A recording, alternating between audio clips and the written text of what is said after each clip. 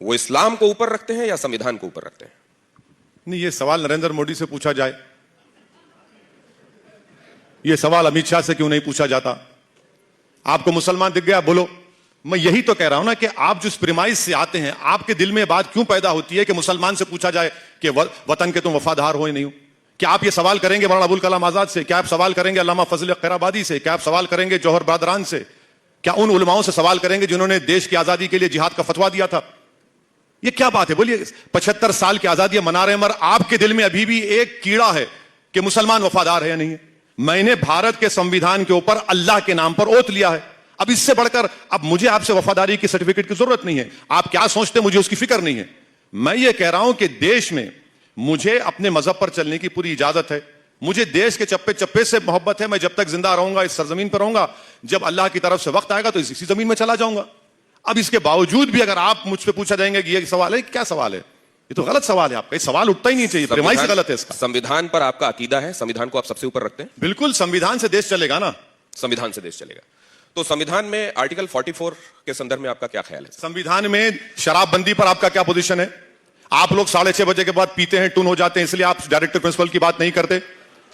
बताइए क्यों नहीं करते आप? संविधान में इस बात का जिक्र है कि भारत के जो नेचुरल रिसोर्सेज हैं इक्विटेबल डिस्ट्रीब्यूट होना चाहिए। आज देश की 55% वेल्थ 5% लोगों के पास है, वो डायरेक्टर प्रिंसिपल भूल गए आप। अनएम्प्लॉयमेंट का जिक्र देश ने किया था। 1947 के बाद हमने कहा था कि वी विल इरेडिकेट पॉवर्टी। आज सबसे बड़े प्रदेश का मुख्यमंत्री कहता है कि भाइयों बहनों, अब 23 से 21 साल कर दिए, खुश हो जाओ। डायरेक्टिव प्रिंसिपल में ये चीजें भी हैं। आप 44 की बात करते हैं, तो बताइए 44 में आप क्या करना चाहेंगे? गोवा में अगर एक हिंदू भाई और उसकी वाइफ को मेल औलाद नहीं होती है तो वो दूसरी शादी कर सकते हैं। आप यूनिफॉर्म सिविल कोड की बात करते हैं, क्या आप जाकर हिमाचल प्रदेश में एग्रीकल्चर लैंड खरीद सकते हैं? नहीं खरीद सकते। आप यूनिफॉर्म सिविल कोड की बात करते हैं कि हमने संविधान में नॉर्थ ईस्ट के मिजोरम, नागालैंड को, उन स्टेट्स को उनका कल्चरल राइट प्रोटेक्शन का संविधान में इख्तियार दिया। चलिए करके देखिए क्या तमाशा होता है वहां पर। यूनिफॉर्म सिविल कोड की जरूरत नहीं है, मेरा मानना है। इस देश की खूबसूरती उसकी डाइवर्सिटी है। और याद रखिए कि असदुद्दीन ओवैसी को बैसत मुसलमान आर्टिकल 29 का जो फंडामेंटल राइट है, मुझे राइट टू कल्चर का प्रोटेक्शन है। मुझे उस पर आप कैसा छीन सकते हैं मुझसे? आप आर्टिकल 29 मुझसे आप नहीं, मेरा सवाल आप दूसरी तरफ ले गए।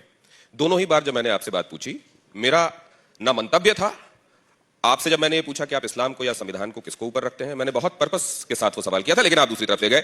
दूसरे जब मैंने आपसे आर्टिकल 44 पूछा, मैं खेत की बात कर रहा हूं, आप खलिहान की बात करने लगते हैं।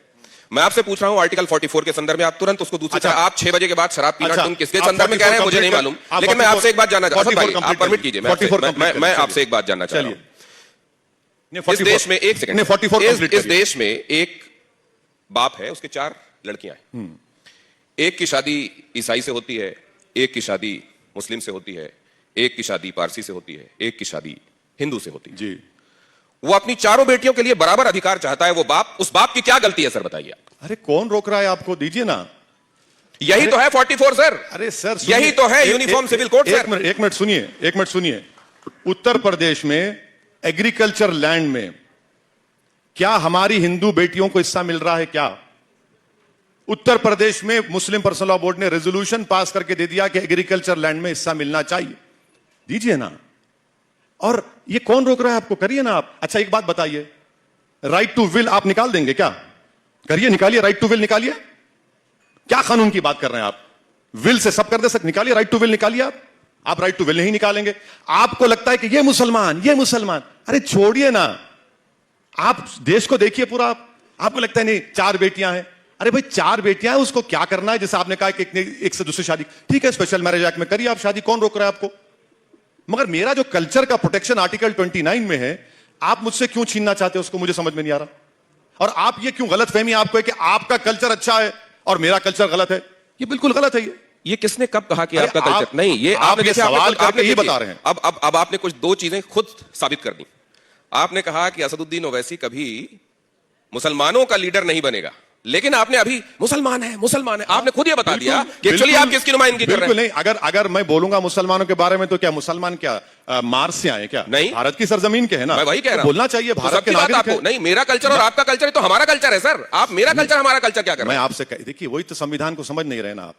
अगर आप आर्टिकल 29 पढ़ लीजिए खोल के, जरा पढ़ लीजिए खोल के आर्टिकल 29। वो सवालात हैं आपके, व्हाट्सएप ग्रुप है वो आपका। वो आर्टिकल 29 में तो कल्चर का प्रोटेक्शन मुझे दिया गया है, आप क्यों छीनना चाहते हो उसको?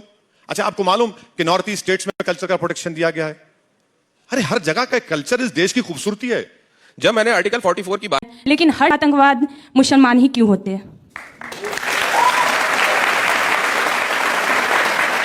महात्मा गांधी को जिसने मारा वो मुसलमान था क्या? इंदिरा गांधी को जिसने मारा वो मुसलमान था क्या? बाबरी मस्जिद को जिसने शहीद किया वो मुसलमान था क्या? सर, ये एक मिनट, दिल्ली की सड़कों पर जो सिखों को गर्दनें काटी गई, क्या वो मुसलमान थे? गुजरात के गली कूचों में जिन लोगों को मारा गया और जिनको बेघर किया गया, क्या वो मुसलमान थे? मेरी बहन, मैं आपसे गुजारिश कर रहा हूं कि आप ऐसा मत सोचिए। सुनिए मेरी बात सुनिए। मैं आपको सिर्फ इतनी बात कहना चाह रहा हूं कि बुराई बुराई होती है, इसको आप मजहब के एंगल से मत देखिए। और ये मौइज जो है उससे मुसलमानों का क्या ताल्लुक? मौइज्म से हमारा क्या ताल्लुक? हम तो हर वायलेंस की मजम्मत कर रहे हैं, और मजम्मत करना भी चाहिए, कंडेम करना चाहिए। मजम्मत का मतलब, मैं आपकी इस बात से बिल्कुल सहमत हूं। जो आतंकवादी है वो न हिंदू होता है न मुसलमान होता है, उसका कोई मजहब नहीं बल्कि होता। आतंकवाद खुद एक मजहब बन गया आजकल, और वो सिर्फ इंसानियत के दुश्मन होते हैं जो मासूम लोगों को मानते हैं। और ये बहुत अच्छी बात आपने कही है। सिर्फ नरेंद्र मोदी नहीं, उनसे आपकी शिकायतें हो सकती है, कोई उनसे मिलने जाए तो आप उसे हरामी कहते हैं। अच्छा, मैं आपको वो भी सुनवा देता हूं, आपको भी याद आ जाएगा किसको आपने मैं कहा जानता हूं, था। फिल्म स्टार के बारे में बात कर रहे हैं, वो मशहूर फिल्म स्टार।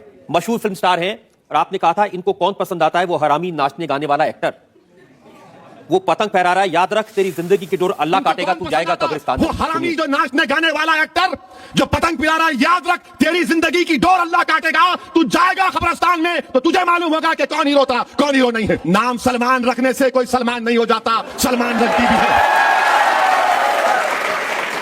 अब बताइए, जो एक्टर जिसको पूरे हिंदुस्तान की जनता मोहब्बत करती है, वो सिर्फ नरेंद्र मोदी से मिलने चले गए तो आपने इतने सारे प्यारे प्यारे जुमले उनके लिए गए।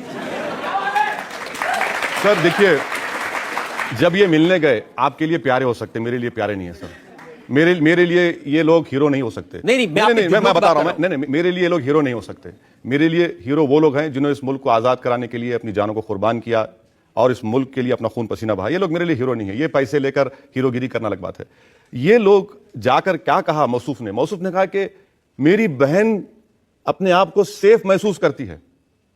ये उनका, आप वो बता नहीं रहे हैं। मैं पूरा बता नहीं, वो जब किस पस मंजर में वहां पर कहा कि मेरी बहन बिल्कुल सेफ है वहां पर। हम ये पूछना चाहते कि कोई फिल्म स्टार अगर पॉलिटिक्स में आएगा और पॉलिटिशियंस की तायीद करेगा तो वो अपने आप को नहीं समझ सकते कि नहीं मैं होली का हूं, मुझे कुछ मत बोलो, मैं तो एक्टर हूं। अगर आप आकर किसी पॉलिटिशियन की तायीद कर रहे हैं तो फिर वो ओपन होते हैं। और अगर ये देखिए, वो तो अपनी फिल्म का टैक्स माफ करवाने के लिए चीफ मिनिस्टर के पास अगर वो फिल्म का टैक्स माफ करवाने के लिए गए, कितने चीफ मिनिस्टरों से मिले? सब चीफ मिनिस्टर से मिले थे। नहीं सर, हमारे आंध्रा को आए, ना कई रियासतों को नहीं गए। अच्छा, वो फिल्म फ्लॉप हुई, सुना मैं। फ्लॉप कैसे हो गई सर? अगर इतने प्यारे हीरो हैं आपके, आप कह रहे हैं कि नहीं, अगर इतने प्यारे हीरो हैं आपके, फ्लॉप कैसा हो गई? क्या उसकी जिम्मेदारी मुझ पर डाल देंगे? बिल्कुल डालेंगे, क्योंकि आपने लोगों से कहा कि ये फिल्म मत देखो। अरे सर, मैं कौन होता हूं कि इसको बोलने वाला नहीं बोलने वाला? जमहूरियत है, आज हर चीज को कोई। इसी तकरीर में आपने आगे लोगों से ये कहा था कि इसकी फिल्म देखने मत जाओ। सर देखिए, लोग देखें नहीं देखें वो तो आवाम की मर्जी पर मुनहसर है। लेकिन उसके बावजूद उस फिल्म ने 100 करोड़ का बिजनेस किया था। मुझे नहीं मालूम कितने करोड़ का किया सर, मुझे परवाह भी नहीं है कि वो 1000 करोड़ का करे। एक और एक्टर की बात बताता हूं, ये तो आपके हैदराबाद के हैं, चिरंजीवी। उनके बारे में आपने कहा कि अगर हैदराबाद को यूटी बनाया तो तुम्हारी टूटी तोड़ देंगे। वो भी दिखा दीजिए, ये भी सुन लीजिए। हैदराबाद हमारा है, हैदराबाद सबका है, मगर ये यूटी की बात मत करो। तुम यूटी की बात करेंगे तुम्हारी टूटी ढीली कर देंगे हम। ये परमानेंट कैपिटल की बात मत करो चिरंजीवी, परमानेंट कैपिटल यूटी की बात मत करो। तुम बच्चे हो अभी, तुम शूटिंग करते करते कूद के वहां चले गए। इतने बड़े फिल्म स्टार हैं वो, इतनी फॉलोइंग है उनकी, सेंट्रल गवर्नमेंट में मिनिस्टर थे जिस वक्त आपने ये कहा। अच्छी बात है। देखिए, हैदराबाद के ताल्लुक से चिरंजीवी का जो मौक़िफ़ था, जिंदगी हैदराबाद में गुजारी, प्रॉपर्टीज हैदराबाद में खरीदी और नेक काम भी किए। वो ब्लड बैंक भी चलाते, थोड़ा बहुत काम भी करते। मगर बात ये कह रहे कि नहीं हैदराबाद को यूनियन टेरिटरी बना दो। मैं उनसे पार्लियामेंट में एक नहीं 4 मरतबा मिलकर बोला कि देखिए, हैदराबाद का तेलंगाना से ज्योग्राफिकल कंटिग्यूटी है, आंध्रा से नहीं है, ये मत करिए। तो उल्टा मुझे समझाने लगे, नहीं नहीं नहीं आप हैदराबाद ले लीजिए, आप वहां पर असेंबली बना देंगे, आप पावर में आ जाएंगे। मतलब भैया ये हमको इससे शौक नहीं है। ज्योग्राफिकल कंटिग्यूटी जो है वो हैदराबाद की तेलंगाना से और हिस्टोरिकली ज्योग्राफिकल एरिया है। तो ये बड़ी कोशिश कर रहे थे कि रूलिंग पार्टी में थे कांग्रेस में कि नहीं तेलंगाना दे दीजिए और हैदराबाद को यूटी बना दीजिए। ये हमने कहा कैसे होगा, ये कई मरतबा जाकर उनको समझाए। तो आप टूटी तोड़ देंगे? टूटी तोड़े नहीं ना सर, टूटी नहीं तोड़े सर, कहां तोड़े, हम तोड़ने वाले नहीं है सर, हम तो मजलूम लोग हैं। आप मजलूम लोग हैं जी सर। आपके अभी इतने सारे मैंने वर्ड सुनाए, कुत्ता, हरामी, जलील, टूटी। बिल्कुल सर मजलूम है, क्या कर सकते हैं हम लोग। थोड़ा सा कभी कभी झुक के भी बात कर लिया कीजिए। नहीं सर, झुकना मुझसे नहीं होता सर, झुकना नहीं होता। मैं सिर्फ अल्लाह के आगे झुकने वाला हूं। और अगर आप मेरा दिल जीत लेंगे, अगर आप मेरा दिल जीत लेंगे तो यकीनन